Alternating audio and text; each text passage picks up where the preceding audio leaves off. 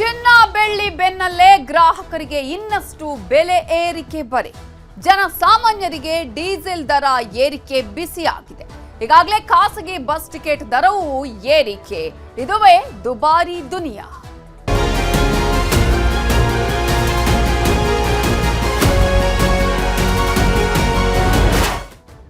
ಈಗಾಗಲೇ ಚಿನ್ನ ಬೆಳ್ಳಿಯ ದರ ಗಗನಕ್ಕೇರಿದೆ. ಚಿನ್ನ ಬೆಳ್ಳಿಯನ್ನ ಮುಟ್ಟೋದಿಕ್ಕೂ ಸಾಧ್ಯ ಇಲ್ಲ ಅನ್ನುವಂತಹ ಪರಿಸ್ಥಿತಿ ನಿರ್ಮಾಣ ಆಗಿದೆ. ಇದರ ಬೆನ್ನಲ್ಲೇ ಗ್ರಾಹಕರಿಗೆ ಇದೀಗ ಮತ್ತಷ್ಟು ಬೆಲೆ ಏರಿಕೆಯ ಬರೆ. ಈಗಾಗಲೇ ಜನ ಕಂಗಾಲಾಗಿ ಹೋಗಿದ್ದಾರೆ. ಜನಸಾಮಾನ್ಯರು ಬದುಕೋದು ಹೇಗೆ ಅನ್ನುವ ಪ್ರಶ್ನೆಯನ್ನ ಕೇಳ್ತಿದ್ದಾರೆ. ಡೀಸೆಲ್ ದರದ ಏರಿಕೆಯ ಬಿಸಿ ತಟ್ತಾ ಇದೆ. ಖಾಸಗಿ ಬಸ್ ಟಿಕೆಟ್ ದರ ಈ ಹಿನ್ನೆಲೆಯಲ್ಲಿ 20ರಿಂದ 30% ಏರಿಕೆಯನ್ನ ಕಾಣ್ತಾ ಇದೆ. ಕಾರಣ ಖಾಸಗಿ ಬಸ್ ಮಾಲೀಕರವರು ಹೇಳ್ತಾ ಇದ್ದಾರೆ, ಆ ಒಂದು ರೇಟ್ನಲ್ಲೇ ನಾವು ಬಸ್ ಓಡಿಸೋದಕ್ಕೆ ಸಾಧ್ಯ ಇಲ್ಲ, ನಮಗೂ ಕೂಡ ಸಾಕಷ್ಟು ಪ್ರಾಬ್ಲಮ್ ಆಗ್ತಾ ಇದೆ ಅಂತ ಹೇಳಿ. ಇದೇ ಕಾರಣಕ್ಕಾಗಿ ಡೀಸೆಲ್ ದರದ ಏರಿಕೆಯ ಬೆನ್ನಲ್ಲೇ ಪ್ರಯಾಣಿಕರಿಗೆ ಇದೀಗ ಮತ್ತೊಂದು ಬರೆ. ಖಾಸಗಿ ಬಸ್ ಟಿಕೆಟ್ ದರ ಹೆಚ್ಚಳಕ್ಕೆ ಖಾಸಗಿ ಬಸ್ ಮಾಲೀಕರು ನಿರ್ಧಾರವನ್ನ ಮಾಡಿದ್ದಾರೆ. ಈ ಮೂಲಕ ಟಿಕೆಟ್ ದರವನ್ನ ಏರಿಕೆ ಮಾಡಲಾಗುತ್ತೆ.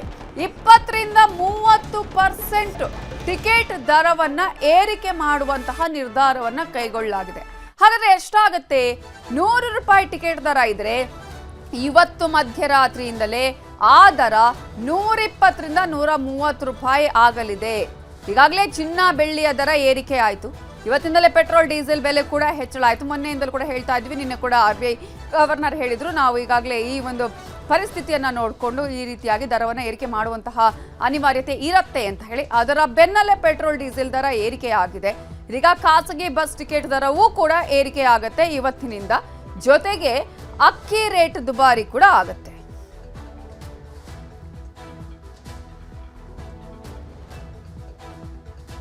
ಖಾಸಗಿ ಬಸ್ ಪ್ರಯಾಣ ಅಂತೂ ದುಬಾರಿ ಆಗುತ್ತೆ. ಹಾಗಾದ್ರೆ ಎಲ್ಲೆಲ್ಲಿಂದ ಎಲ್ಲೆಲ್ಲಿಗೆ ಅಂತ ನಾವು ನೋಡ್ತಾ ಹೋಗೋದಾದ್ರೆ, ಬೆಂಗಳೂರು ಟು ಬೆಳಗಾವಿ ಮೊದಲು 1000 ರೂಪಾಯಿ ಇತ್ತು, ಇದೀಗ 1200 ರೂಪಾಯಿ ಆಗಿದೆ. ಬೆಂಗಳೂರು ಟು ಮಂಗಳೂರು ಮೊದಲು 900 ರೂಪಾಯಿ ಇತ್ತು, ಈಗ 1150 ರೂಪಾಯಿ ಆಗಿದೆ. ಬೆಂಗಳೂರು ಟು ಮಡಿಕೇರಿ ಮೊದಲು 700 ರೂಪಾಯಿ ಇದ್ರೆ ಈಗ 900 ರೂಪಾಯಿ ಆಗುತ್ತೆ. ಬೆಂಗಳೂರು ಟು ಹುಬ್ಬಳ್ಳಿ 900 ರೂಪಾಯಿ ಇತ್ತು, 1050 ರೂಪಾಯಿ ಏರಿಕೆ ಆಗುತ್ತೆ. ಬೆಂಗಳೂರು ಟು ಕಲಬುರಗಿ ಮೊದಲು 1200 ರೂಪಾಯಿ ಇದ್ರೆ ಇನ್ನು ಮುಂದೆ 1400, 500 ರೂಪಾಯಿ ಕೊಡಬೇಕಾಗುತ್ತೆ. ಬೆಂಗಳೂರು ಟು ಬಳ್ಳಾರಿ ಮೊದಲು 800 ರೂಪಾಯಿ, ಇದೀಗ 950 ರೂಪಾಯಿಗೆ ಏರಿಕೆ ಆಗಲಿದೆ. ಹೀಗಾಗಿ ದರ ಏರಿಕೆಯ ಬಿಸಿಯನ್ನ ಈಗ ಗ್ರಾಹಕರು ಕೂಡ ಅನುಭವಿಸಲೇಬೇಕಾಗಿದೆ. ಪ್ರಮುಖವಾಗಿ ನಾವು ಗಮನಿಸ್ತಾ ಇರೋದು, ಬೆಂಗಳೂರು ಟು ಮಡಿಕೇರಿ ಮೊದಲು 700 ರೂಪಾಯಿ ಇತ್ತು, 900. ಬೆಂಗಳೂರು ಟು ಹುಬ್ಬಳ್ಳಿ 900 ರೂಪಾಯಿ ಇತ್ತು, 1050 ರೂಪಾಯಿ ಕೊಡಬೇಕು. ಹೀಗೆ ಬಸ್ ಪ್ರಯಾಣ ದರವೂ ಕೂಡ ದುಬಾರಿ ಆಗಲಿದೆ. ಈಗಾಗಲೇ ನಾವು ಗಮನಿಸಿದ್ವಿ, ಅನೇಕ ಸೀಸನ್ಗಳಲ್ಲೂ ಕೂಡ ಖಾಸಗಿ ಬಸ್ಗಳ ದರ ಏರಿಕೆ ಆಗ್ತಾನೆ ಇದ್ದು, ಇತ್ತೀಚಿನ ದಿನಗಳಂತೂ ಈ ಒಂದು ರೇಟ್ ಪ್ರೈವೇಟ್ನವರು ಒಂದೊಂದು ಬಸ್ನಲ್ಲಿ ಒಂದೊಂದು ರೀತಿಯಾಗಿ ಕೊಡ್ತಾ ಇದ್ರು. ಇನ್ನು ಮುಂದೆ ಮತ್ತಷ್ಟು ದರ ಏರಿಕೆ ಆಗಲಿದೆ. ಇಂದಿನಿಂದಲೇ ಖಾಸಗಿ ಬಸ್ ದರ ಹೆಚ್ಚಳ, 20%ರಿಂದ 30% ಟಿಕೆಟ್ ದರ ಏರಿಕೆ ಆಗುತ್ತೆ. ಈಗಾಗಲೇ ಇದೊಂದು ಅನಿವಾರ್ಯ ನಮಗೆ ಅಂತ ಹೇಳಿ ಖಾಸಗಿ ಬಸ್ ಮಾಲೀಕರುಗಳು ಹೇಳ್ತಾ ಇದ್ದಾರೆ. 20%ರಿಂದ 30% ಟಿಕೆಟ್ ದರ ನಾವು ಏರಿಕೆ ಮಾಡಲೇಬೇಕು, ಅನಿವಾರ್ಯ ಪರಿಸ್ಥಿತಿ ಇದು, ಇಲ್ಲದಿದ್ರೆ ನಾವು ಬಸ್ಗಳನ್ನ ಈಗಾಗಲೇ ಮೇಂಟೈನ್ ಮಾಡೋದಕ್ಕಾಗೋದಿಲ್ಲ ಅನ್ನುವಂತಹ ವಿಚಾರವನ್ನ ಹೇಳ್ತಿದ್ದಾರೆ. ಸ್ಟೇಜ್ ಕ್ಯಾರೇಜ್ ಆಗಿರ್ಬೋದು, ಕಾಂಟ್ರಾಕ್ಟ್ ಕ್ಯಾರೇಜ್ ದರವನ್ನ ಇಳಿಸಬೇಕು.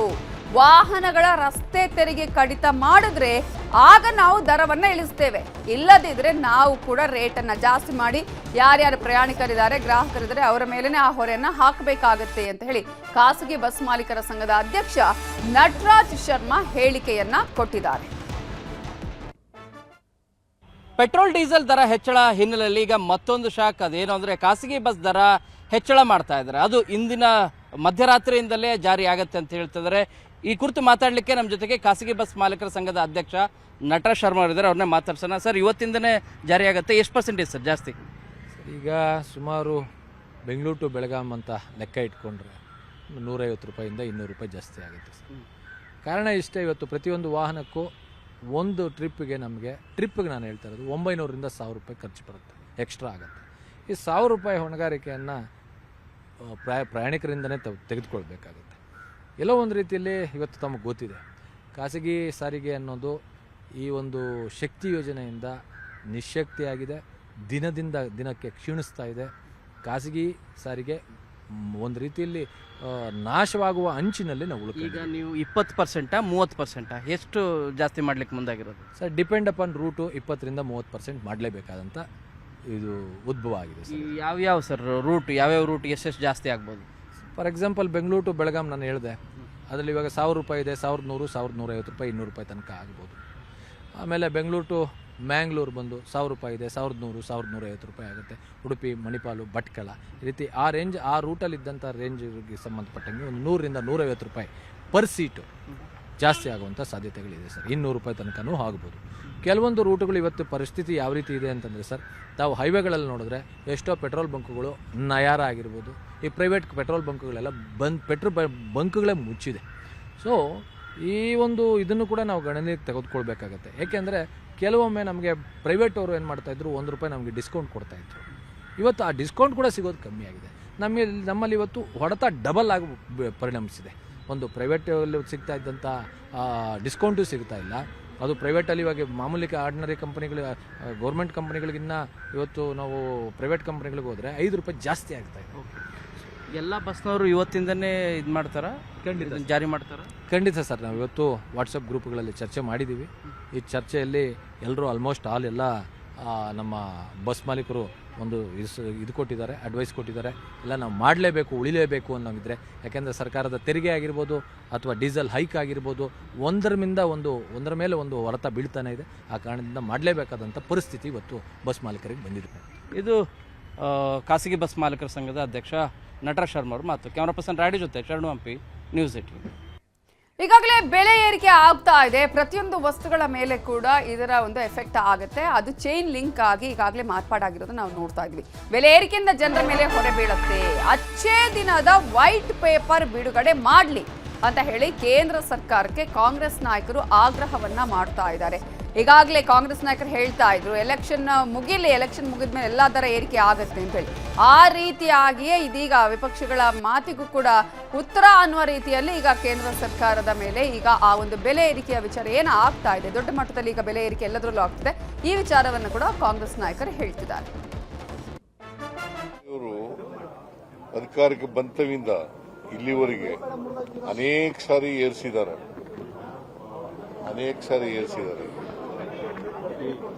ಈಗಲೂ ಕೂಡ ಏರಿಸ್ತಾರೆ ಅಂತಕ್ಕಂಥದ್ದು ಗೊತ್ತಿತ್ತು, ನಮಗೆ ಎಕ್ಸ್ಪೆಕ್ಟೇಷನ್ ಇತ್ತು. ಏರಿಸಿದ್ದಾರೆ. ಅಲ್ಟಿಮೇಟ್ಲಿ ಡೀಸೆಲ್ ಪೆಟ್ರೋಲ್ ದರ ಏರಿಸೋದು ಇದೆಯಲ್ಲ, ಇದು ಜನರ ಜೀವನದ ಮೇಲೆ ಬಹಳ ಪರಿಣಾಮ ಬೀರ್ತದೆ. ಇದನ್ನ ಖಂಡಿಸ್ತೇವೆ. ನರೇಂದ್ರ ಮೋದಿ ಅವರಿಗೆ ಈಗ ಏರಿಸಬೇಕಾದಂತ ಅಗತ್ಯ ಇರಲಿಲ್ಲ, ಅದನ್ನು ವಾಪಸ್ ತಗೋಬೇಕು ಅಂತೇಳಿ ಒತ್ತಾಯ ಮಾಡ್ತೀವಿ. ಸೈಕಲ್ ಮ್ಯಾಗ ಹೋಗಿ ಗಾಡಿ ಬಿಡಿ, ಅರ್ಥವ್ಯವಸ್ಥೆ ಮನಮೋಹನ್ ಸಿಂಗ್ ಇದ್ದೋದಾಗ ಹೆಂಗಿತ್ತು UPA ಸರ್ಕಾರ ಇದ್ದಾಗ. ಆದರೆ ನಾವು ಅರ್ಥ ಮಾಡ್ಕೋಬೇಕು, ದೇಶ ಅಧೋಗತಿಗಿಳಿದಿದೆ. ದೇಶವನ್ನು ಸಂಪೂರ್ಣವಾಗಿ ಇವರು ನಾಶ ಮಾಡಿದ್ದಾರೆ. ಏನು ಇದಕ್ಕೆಲ್ಲ ನಾವು ಬೆಲೆ ತಟ್ಟಬೇಕಾಗಿದೆ. ಮುಂದಿನ ಪೀಳಿಗೆ ಬೆಲೆ ತಟ್ಟಬೇಕಾಗಿದೆ. Petrol rate, diesel rate, gas cylinder, ರೈತರ ಆದಾಯ ದ್ವಿಗುಣ ಮಾಡ್ತೀನಿ ಅಂತ ಹೇಳಿ ಏನೆಲ್ಲ ಮಾತಾಡಿದ್ರು, ಸುಳ್ಳು ಆಶ್ವಾಸನೆಗಳು ಬರೇ. ನೀವ್ಯಾಕೆ US ಹೇಳ್ದಂಗೆ ಕೇಳಬೇಕು? ಇವತ್ತು ಬೇರೆ ಕಡೆ ಆಯಿಲ್ ಚೀಪಾಗಿ ಸಿಗುತ್ತೆ, ನಾವು ಎಲ್ಲಿ ಬೇಕಾದಲ್ಲಿ ಖರೀದಿ ಮಾಡ್ಬೋದು. ನೀವ್ಯಾಕೆ ಖರೀದಿ ಮಾಡ್ತಾ ಇಲ್ಲ? ರಷ್ಯಾದವರು ನಿಮಗೆ ಗ್ಯಾಸ್ ಕೊಡ್ತಾರ, ನೀವು ತೊಗೊಳಕ್ ರೆಡಿ ಇಲ್ಲ. ಆಯಿಲ್ ಕೊಡ್ತಾರ, ತೊಗೊಳಕ್ ರೆಡಿ ಇಲ್ಲ. ನಮಗೆ ಹೆಂಗಿದ್ರು ಕೇವಲ 12 ದಿನ ಬೇಕು. ಇರಾನ್ಲಿಂದ ಇಂಡಿಯಾಗೆ ಬರಬೇಕಾಗಿದ್ರೆ ಕೇವಲ 12 ದಿನದಲ್ಲಿ ಬರುತ್ತೆ ನಮಗೊಂದು ಶಿಪ್. ಈಗ ನೀವು ಅಮೆರಿಕ ಅಂತಂದ್ರೆ 45 ದಿನ ಬೇಕು. ಅವನು ಇಂಡಿಯನ್ ರೂಪಿನಲ್ಲಿ ನಿಮಗೆ ಡೀಲ್ ಮಾಡಕ್ ರೆಡಿ ಇದ್ದ ಇರಾನ್ ಅವನು. ಇವತ್ತು ನೀವು ಯಾಕೆ ಇವತ್ತು ಡಾಲರ್ನಲ್ಲಿ ನೀವು ಖರೀದಿ ಮಾಡ್ತಾ ಇದ್ದೀರಿ?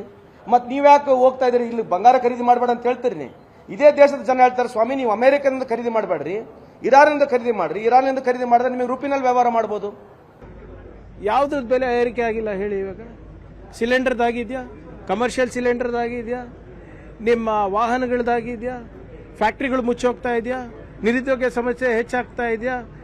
ನಿಮ್ಮ ಕನ್ಸ್ಯೂಮರ್ ಪ್ರೈಸ್ ಇಂಡೆಕ್ಸ್ ನೋಡ್ಕೊಳ್ಳಿ. ಒಂದು ವೆಜಿಟೇರಿಯನ್ ಥಾಲಿಗೆ ಮುಂಚೆ ಎಷ್ಟಿತ್ತು, ಇವಾಗ ಎಷ್ಟಾಗ್ತಾ ಇದೆ ಅಂತ. ನಮ್ಮ ದೇಶದ ರೂಪಾಯಿ ಏನಿದೆ ಅದರ ಮೌಲ್ಯ ಎಷ್ಟಾಗಿದೆ, ಅದನ್ನು ಕೂಡ ಗಗನಕ್ಕೆ ಏರ್ತಾ ಇದೆ. ಅದನ್ನು ಆಲ್ಮೋಸ್ಟ್ 100 ದಾಟ್ತಾ ಇದೆ. ಈಗ ಇವತ್ತು ಬೆಲೆ ಏರಿಕೆ ಏನು ಇವತ್ತು ಮಾಡಿದ್ದಾರೆ, 3 ರೂಪಾಯಿ ಡೀಸೆಲ್ದು, ಪೆಟ್ರೋಲ್ದು, ಇದ್ರ ಪರಿಣಾಮ ಏನಾಗುತ್ತೆ? ಇಂಡಸ್ಟ್ರಿ ಮೇಲೆ ಬೀಳ್ತದೆ, SME ಮೇಲೆ ಬೀಳ್ತದೆ, MSME ಮೇಲೆ ಬೀಳ್ತದೆ, ಗಿಗ್ ಎಕಾನಮಿ ವರ್ಕರ್ಸ್ ಮೇಲೆ ಬೀಳುತ್ತೆ, ಹೋಟೆಲ್ಗಳು ಆಲ್ರೆಡಿ ಮುಚ್ಚೋ ಪರಿಸ್ಥಿತಿನಲ್ಲಿದೆ. ಈಗ 100% ಮುಚ್ತವೆ. ಇದಕ್ಕೆಲ್ಲ ಜವಾಬ್ದಾರಿ ಯಾರು ತಗೋಬೇಕು? ಒಂದು ವಿಚಿತ್ರ ವಾತಾವರಣ ಬೆಳೀತಾ ಇದೆ ನಮ್ಮ ದೇಶದಲ್ಲಿ. ಏನೇ ಕೇಂದ್ರ ಸರ್ಕಾರದ ನೀತಿ ವೈಫಲ್ಯ ಭಾರ ಇವತ್ತು ಸಾಮಾನ್ಯ ಜನರು ಎತ್ಕೋಬೇಕಾಗಿದೆ, ಶ್ರೀಸಾಮಾನ್ಯನ ಮೇಲೆ ಹಾಕ್ತಾ ಇದೆ. ತೈಲ ಬೆಲೆ ಏರಿಕೆಯಿಂದ ಜನರಿಗೆ ಶಾಕ್ ಮೇಲೆ ಶಾಕ್. ಪದೇ ಪದೇ ಬೆಲೆ ಏರಿಕೆಯಿಂದ ಜನ ಕಂಗಾಲಾಗಿ ಹೋಗಿದ್ದಾರೆ. ಈ ಹಿನ್ನೆಲೆಯಲ್ಲಿ ಜನರು ಸರ್ಕಾರಗಳ ಮೇಲೆ ಹರಿಹಾಯ್ತಾ ಇದ್ದಾರೆ. ನಾವು ಬದುಕೋದೆ ಹೇಗೆ ಸ್ವಾಮಿ? ಜನಸಾಮಾನ್ಯರು ಬದುಕೋದೆ ಬೇಡವಾ? ಹಾಗಾದ್ರೆ ಈ ರೀತಿಯಾಗಿ ಪ್ರತಿ ವಸ್ತುವಿನ ಮೇಲೆ ನೀವು ದರವನ್ನ ಏರಿಕೆ ಮಾಡ್ತಾ ಹೋದ್ರೆ ಜನಸಾಮಾನ್ಯರಿಗೆ ಇಂಪಾರ್ಟೆಂಟ್ ಆಗುವಂತಹ ವಸ್ತುಗಳೇ ಇಲ್ಲಿ ಏಕಾಏಕಿ ದರ ಏರಿಸಿದ್ರೆ ನಾವು ಬದುಕೋದು ಹೇಗೆ ಅಂತ ಕೇಳ್ತಾ ಇದ್ದಾರೆ ಜನ. ಸರ್ಕಾರಗಳ ಮೇಲೆ ಹರಿಹಾಯ್ತಾ ಇದ್ದಾರೆ.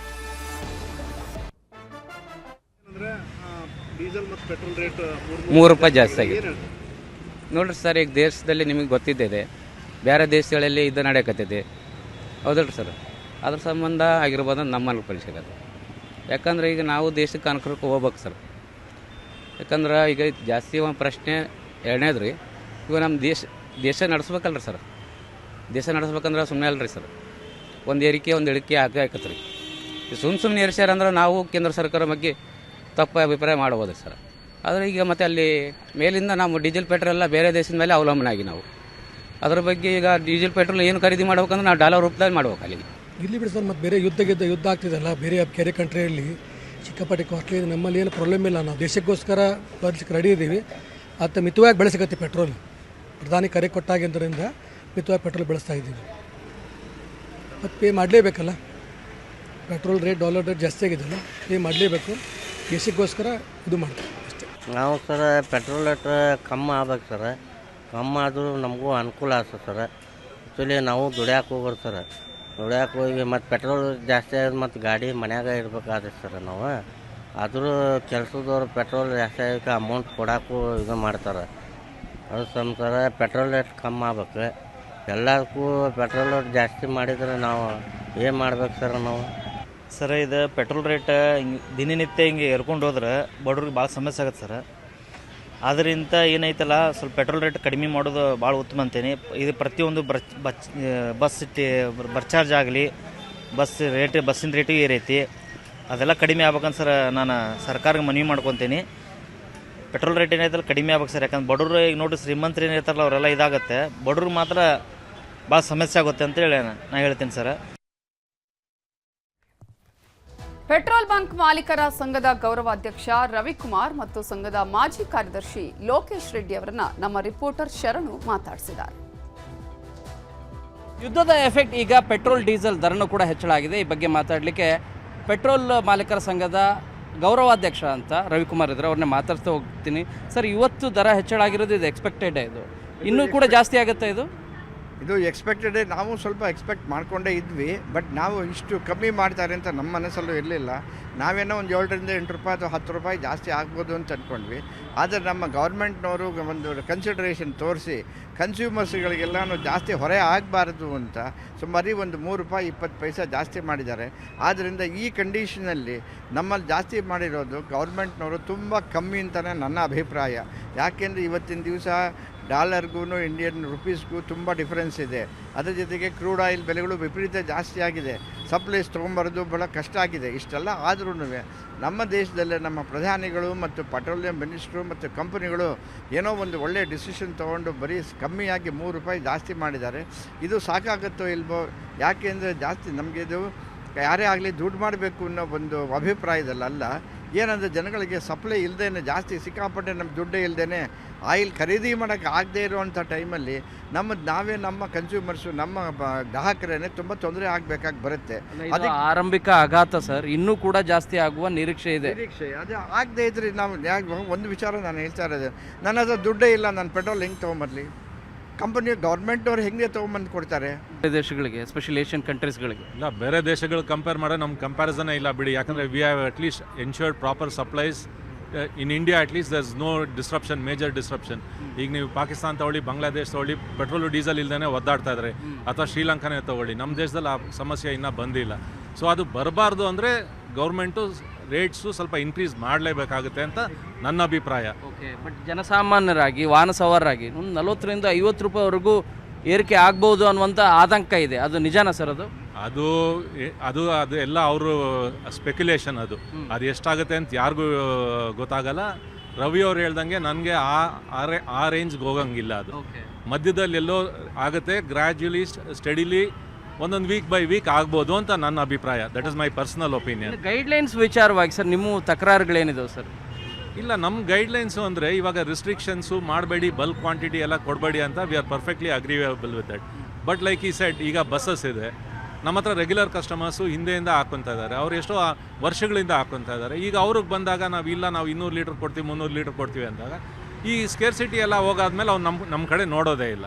ಸೊ ನಾವೇನು ಮನವಿ ಮಾಡ್ತೀವಿ ಅಂದರೆ ರೆಗ್ಯುಲರ್ ಯೂಸೇಜ್ ಏನಿದೆಯೋ ಅದನ್ನ ಅಲೌ ಮಾಡಿ.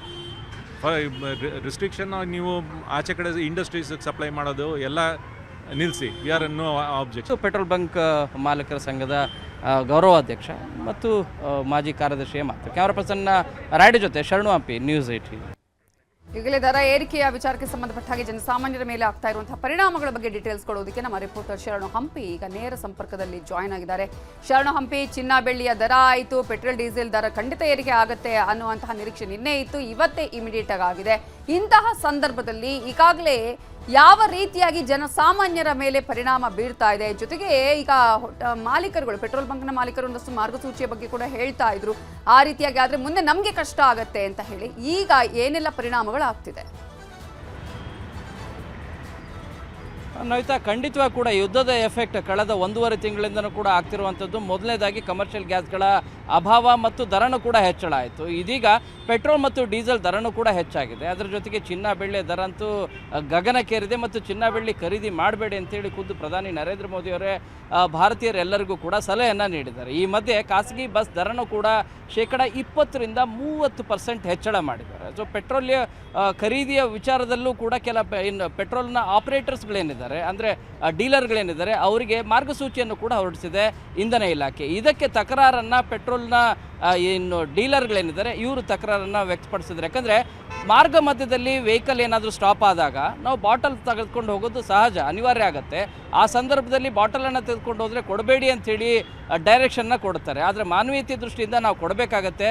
ಮಾರ್ಗ ಮಧ್ಯದಲ್ಲಿ ವೆಹಿಕಲ್ ನಿಂತು ಟ್ರಾಫಿಕ್ ಆಗೋದಕ್ಕಿಂತನೂ ಕೂಡ, ಅದು ಕಾರ್ ಇರ್ಬೋದು ಅಥವಾ ಬೈಕ್ ಇರ್ಬೋದು, ಸೊ ಆವಾಗ ಅವರು ತಂದಂಥ ಬಾಟಲ್ ಏನಿದೆ ಆ ಬಾಟಲಲ್ಲಿ ಪೆಟ್ರೋಲ್ ಅಥವಾ ಡೀಸೆಲನ್ನು ತುಂಬಿಸ್ಕೊಡೋದು ಅನಿವಾರ್ಯ ಆಗುತ್ತೆ. ಇನ್ನು ಅಪಾರ್ಟ್ಮೆಂಟ್ ಸೇರಿದಂತೆ ಸಾಕಷ್ಟು ಕಡೆಗೆ ಆಪ್ರೇಟ್ ಏನು ಮಾಡ್ತಾ ಇದ್ದಾರೆ, ಅವರಿಗೆ ಡೀಸೆಲ್ ತುಂಬಾ ಇಂಪಾರ್ಟೆಂಟ್ ಆಗುತ್ತೆ. ಅವರಿಗೆ ಏನು ಕ್ಯಾನ್ಗಳನ್ನು ತೆಗೆದುಕೊಂಡು ಬರ್ತಾರೆ, ಅವ್ರಿಗೆ ನೀವು ಕೊಡಬೇಡಿ ಅಂತಂದರೆ ಹೇಗೆ?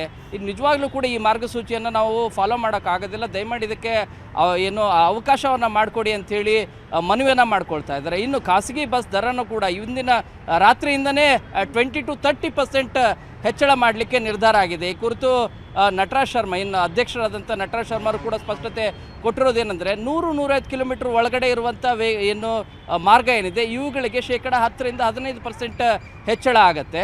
ಆದರೆ 300 ಕಿಲೋಮೀಟರ್ ಮೇಲೆ ಇರುವಂಥ ಮಾರ್ಗಗಳು, ರೂಟ್ ಏನಿದ್ದಾವೆ ಇವುಗಳಿಗೆ 30% ಹೆಚ್ಚಳವನ್ನು ಅನಿವಾರ್ಯ ಆಗುತ್ತೆ. ಅದು ಕೆಲವು ಕಡೆಗೆ 20%. ಹೀಗೆ ರೂಟ್ನ ಮೇಲೆ ಡಿಪೆಂಡ್ ಆಗುತ್ತೆ. ಇದು ಅನಿವಾರ್ಯನೂ ಕೂಡ ಹೌದು. ಮೊದಲನೇದಾಗಿ ಶಕ್ತಿ ಯೋಜನೆ, ಗ್ಯಾರಂಟಿ ಸ್ಕೀಮ್ಗಳು ಬಂದಾದ ಮೇಲೆ ಶಕ್ತಿ ಯೋಜನೆ, ಅದರಲ್ಲೂ ಕೂಡ ಶಕ್ತಿ ಯೋಜನೆ ಇಂಪ್ಲಿಮೆಂಟ್ ಆದಮೇಲೆ ಖಾಸಗಿ ಬಸ್ಗಳು ನಿಜವಾಗ್ಲೂ ಕೂಡ ಆಪ್ರೇಟ್ ಮಾಡೋದು ಭಾಳನೇ ಕಷ್ಟ ಆಗ್ತಾ ಇದೆ. ಅದರ ಜೊತೆಗೆ ಸಾಲಾಗಿ ಸಾಕಷ್ಟು ರೀತಿಯಾದಂಥ ಟ್ಯಾಕ್ಸ್ಗಳನ್ನು ರಾಜ್ಯ ಸರ್ಕಾರ ಮತ್ತು ಕೇಂದ್ರ ಸರ್ಕಾರ ಎರಡೂ ಕೂಡ ಟ್ಯಾಕ್ಸ್ ಆಗ್ತಾ ಇರೋದ್ರಿಂದ ಖಾಸಗಿ ಬಸ್ಗಳನ್ನು ರನ್ ಮಾಡೋದು ಭಾಳನೇ ಕಷ್ಟ ಇದೆ. ಈ ಹಿನ್ನೆಲೆಯಲ್ಲಿ ನೀವು ಟ್ಯಾಕ್ಸ್ಗಳನ್ನು ಏನಾದರೂ ಸ್ವಲ್ಪ ಕಡಿತ ಮಾಡೋದಾದರೆ ಖಂಡಿತವಾಗಿ ಕೂಡ ನಾವು ದರ ಏರಿಕೆಯನ್ನು, ಪ್ರಯಾಣ ದರವನ್ನು ಏರಿಕೆ ಮಾಡೋದಿಲ್ಲ. ಆದರೆ ನೀವು ಅವುಗಳನ್ನೂ ಏರಿಕೆ ಮಾಡ್ತಾ, ಪೆಟ್ರೋಲ್ ಡೀಸೆಲ್ ದರನೂ ಕೂಡ ಏರಿಕೆ ಮಾಡ್ತಾ ಹೋದರೆ ನಾವು ಜೀವನ ಮಾಡೋದು ಹೇಗೆ, ರನ್ ಮಾಡೋದು ಹೇಗೆ? ಅಂದರೆ ನಾರ್ಮಲ್ ದಿನಗಳಲ್ಲಿ ದರ ಕಡಿಮೆನೇ ಇರುತ್ತೆ. ನೀವು ಹಬ್ಬದ ದಿನಗಳಲ್ಲಿ ನಾವು ಜಾಸ್ತಿ ಮಾಡಿದ್ದೀವಿ ಅಂಥೇಳಿ ಅದನ್ನೇ ದೊಡ್ಡ ಸುಲಿಗೆ ಅಂತ ಹೇಳ್ತೀರಿ. ಆದರೆ ಪ್ರತಿನಿತ್ಯನೂ ಕೂಡ ಖಾಸಗಿ ಬಸ್ಗಳು ರನ್ ಆಗೋದು ಎಷ್ಟು ಕಷ್ಟ ಇದೆ ಅನ್ನೋದು ನಿಮಗೆ ನಿಜವಾಗ್ಲೂ ಕೂಡ ಗೊತ್ತಿದೆಯೇ?